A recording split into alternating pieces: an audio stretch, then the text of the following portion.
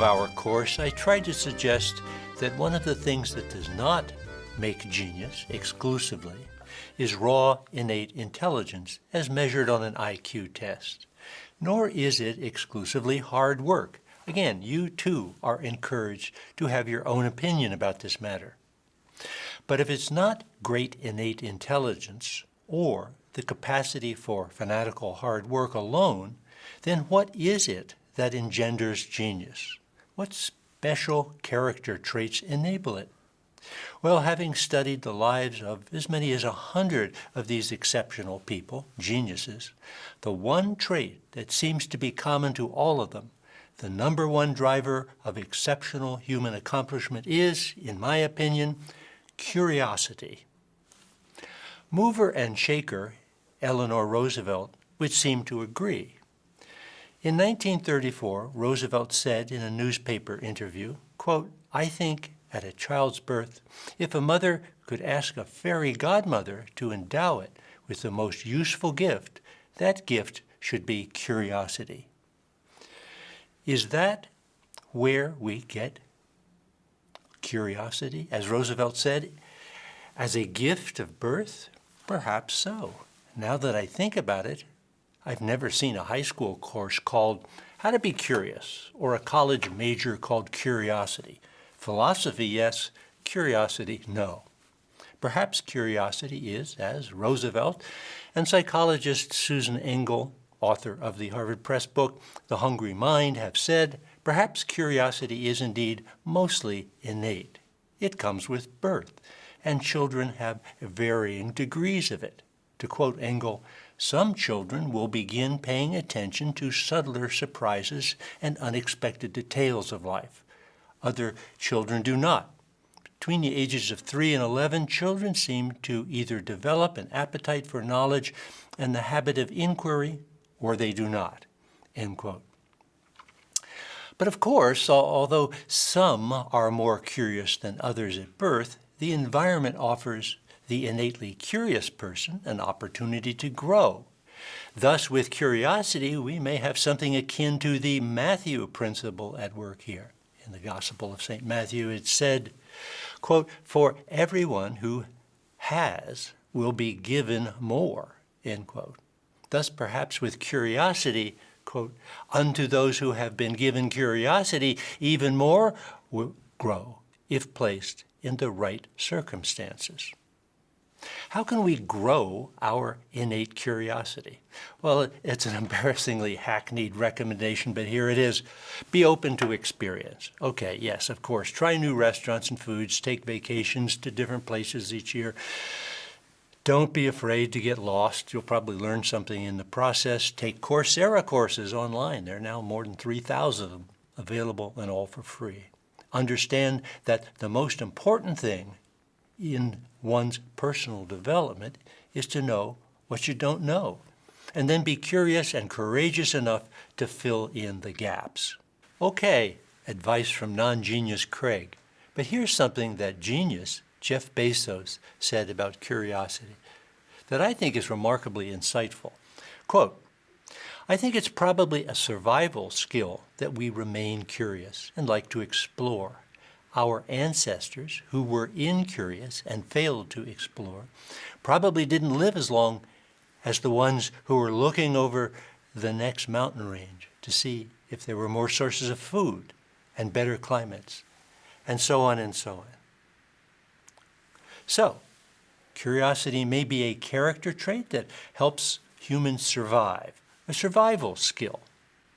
About the age of 5, as we have seen, Albert Einstein was puzzled by the needle on a compass. No matter how much he turned the compass in his hand, that needle would remain resolute, always pointing in the same direction. Quote, "Something deeply had to be behind things," Einstein said about this puzzling phenomenon at that time. And from the discomfort of not knowing arose what Einstein called a lifelong flight born of wonder, a flight that took him to the study of electromagnetic forces and ultimately to the limits of the universe. Let's look specifically at what Einstein said about curiosity as drawn from his brief autobiography of 1949, where he calls curiosity wondering. Quote, "This wondering occurs when an experience comes into conflict with a world of concepts already sufficiently fixed within us." When we turn that compass, it ought to move, but it doesn't.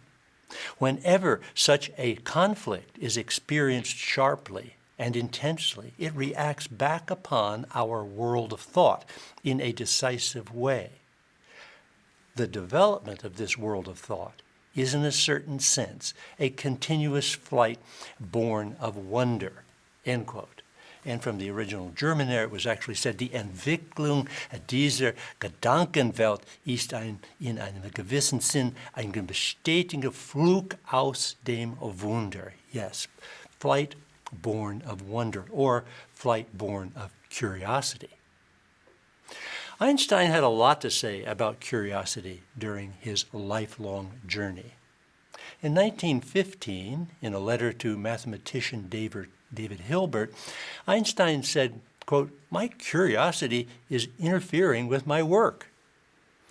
In 1952, in a letter to his friend Carl Selig, he wrote, quote, "I have no special talents. I'm only passionately curious." And again, from Einstein's autobiographical notes of 1949, quote, "It is nothing short of a miracle that the modern methods of instruction, teaching, have not yet entirely strangled the holy curiosity of inquiry." In this regard, Einstein is a typical genius.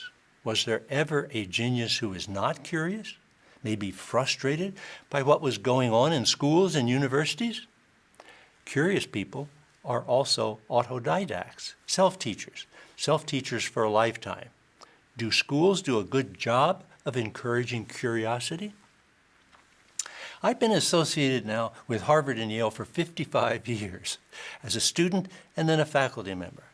I don't think I've ever heard anyone ask the following question: what's the one thing you need to learn in school? Of course, it's the one thing that colleges rarely teach you. Maybe it's implicit, I don't know, but it's almost never explicitly said. Perhaps over the entrance gate to Harvard or Yale, here we see a gate at Yale, instead of veritas or lux et veritas, should be the Latin motto, discipule, disce te ipse docere. Student, learn to teach thyself, because that's really what you're going to have to do for the rest of your life. Satisfying our curiosity on our own, it seems to me, can happen in one of two ways: by reading about something or by doing something. Reading about something satisfies curiosity vicariously. On the other hand, doing something satisfies our curiosity experientially. You can read or you can do, and both can be effective. But historically, geniuses have satisfied their curiosity by doing and exploring. People like Christopher Columbus, Charles Darwin, and Jane Goodall, for example. You can also explore the world close to home by means of a spectrometer in a physics lab, for example, or an electron microscope in a biology lab, as did Rosalind Franklin. Again, satisfying curiosity experientially. Let's continue with the experiential approach to curiosity, as exemplified by the genius who has been called the most curious person in human history, Leonardo da Vinci.